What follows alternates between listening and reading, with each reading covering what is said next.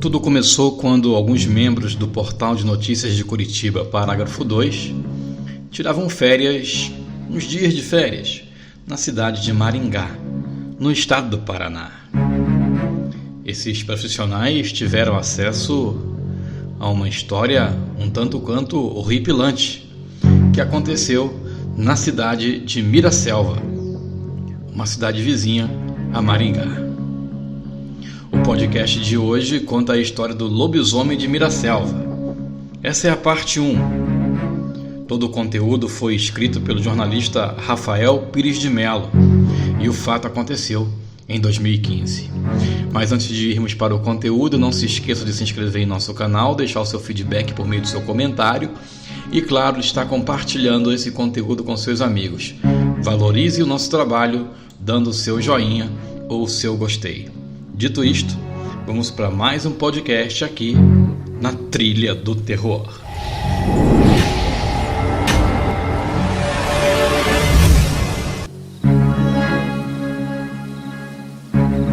O Sr. Donaldo é um velho conhecido da Feira do Ney Braga, um bairro que fica na cidade de Maringá. Além de frutas e verduras frescas, ele é um homem que traz na velha Kombi muitas e muitas histórias. Ao lado da barraca do Vitor, onde parávamos para tomar caldo de cana com gengibre, ouvíamos muitas histórias e causos deste senhor. E claro, essas histórias eram sempre confirmadas pela sua esposa, a Jo. Uma delas em especial chamou a atenção de todos. Ele contou a história do lobisomem de Miraselva. Seu Donaldo disse, inclusive, que se a gente quisesse ouvir as testemunhas do fato, ele nos levaria pessoalmente aos envolvidos. A gente topou de imediato. Tudo ficou combinado para a tarde seguinte. Nós iríamos à sua cidade natal, Miraselva, no norte paranaense, para descobrir o que de fato envolvia a história do suposto lobisomem de Miraselva. Então chegou o grande dia. Embarcamos na velha Kombi por volta das 2 da tarde. O trajeto de Maringá a Miraselva é de aproximadamente 100 km. O cheiro no interior do veículo, uma mistura de óleo diesel com manga madura, dava uma noção de o quanto o automóvel já havia trabalhado. O Sr. Donaldo se mostrava muito orgulhoso da sua Kombi 1970. Era uma herança que tinha recebido de seu velho pai, que também foi feirante. No caminho, tivemos algumas paradas para olhar cenários de vários atos históricos que compõem aquela região. Até uma árvore onde dizia-se aparecer a noiva, nós víamos. Pasto onde as vacas foram atacadas por misteriosas criaturas de dentes afiados e outros tantos casos que fascinavam o caminho, não pelo conteúdo, claro, mas pela empolgação e mistério com que o Sr. Donaldo nos contava. Miraselva é a primeira cidade depois de Ribeirão do Capim, na PR-534. Já há muito tempo, a população não ultrapassa de 2.000 habitantes. O clima quente, a igreja matriz, o campo de futebol, a praça municipal e os quilômetros de plantação que cercam a região fazem o visitante achar que está em outra época, quando as coisas eram mais simples e o mundo um lugar mais encantado.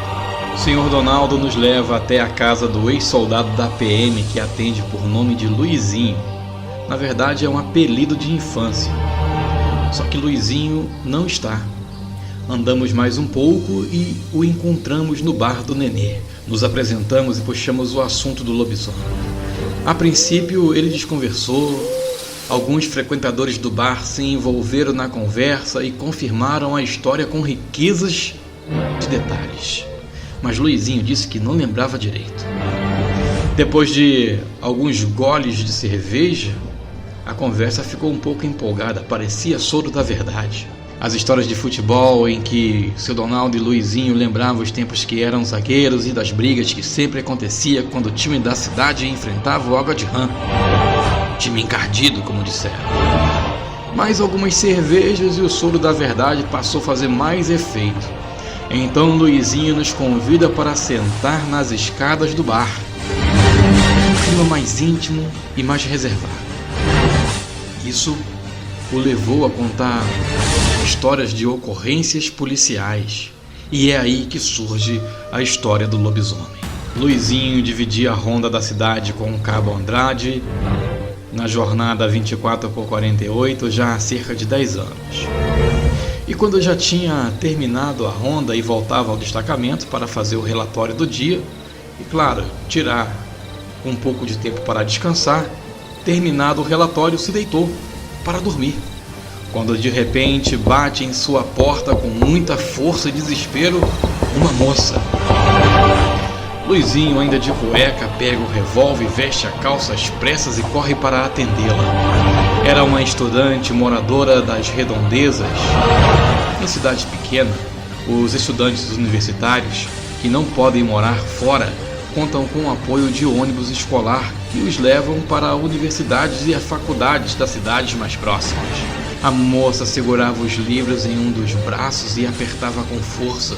Ela estava pálida, prestes a desmaiar, enquanto com o outro braço, com a força na mão, ela esmurrava a porta desesperadamente. Luizinho de pronto a atendeu e perguntou: "O que sucede, moça?" A moça, muito apavorada, conta que foi perseguida por uma criatura grande e peluda, que tinha certeza ela que era um lobisomem. Luizinho tenta acalmar a moça dizendo que isso não existe, que provavelmente poderia ter sido alguma raposa que tinha assustado-a demais. Corajosamente, Luizinho pega a viatura, põe a moça no carro e faz uma outra ronda, e também assim a leva para casa. Depois de uma semana, Luizinho passa no destacamento durante sua folga. De dia, claro. E escuta o Cabo Andrade contando a mesma história ao Sargento Neves. Luizinho se aproxima e relata que com ele aconteceu a mesma coisa. Todos dão risadas sobre a coincidência e chegam a cogitar que as moças estavam carentes e a intenção ao baterem na porta era outra. Porém, depois da terceira moça ser perseguida pelo suposto lobisomem, a situação fica mais séria.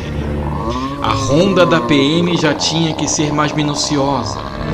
Os 2 ônibus que chegavam à cidade, a polícia a partir de agora os acompanhava. Ia acompanhando o movimento até que todos os moradores fossem dormir. O boca a boca já se fazia sentir em toda a região. Pessoas comentavam que tinham visto o lobisomem em situações diferentes. O pânico começava a pairar na tranquila cidade. Os bares, as mercearias já fechavam mais cedo do que do costume.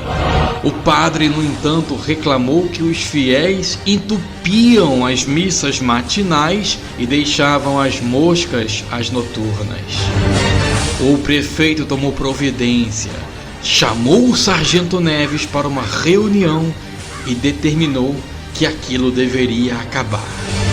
Ele disse que a polícia teria que caçar o bicho, independentemente do que fosse ou quem fosse. E agora? O que a polícia ia fazer? O lobisomem já começava a causar alvoroço. O lobisomem já começava a assustar as pessoas na cidade. Já começava a influenciar o comportamento, o cotidiano, a rotina. Só havia uma saída para os moradores de Miraselva. A polícia ou alguém tinha que dar cabo no lobisomem. Continua. Se até aqui você curtiu essa história, não se esqueça de se inscrever no canal, ativar o sininho para poder receber de primeira mão a segunda parte sobre a história do lobisomem de Miraselva. Eu encontro você num próximo podcast, nas quebradas da Calada da Noite, na Trilha do Terror.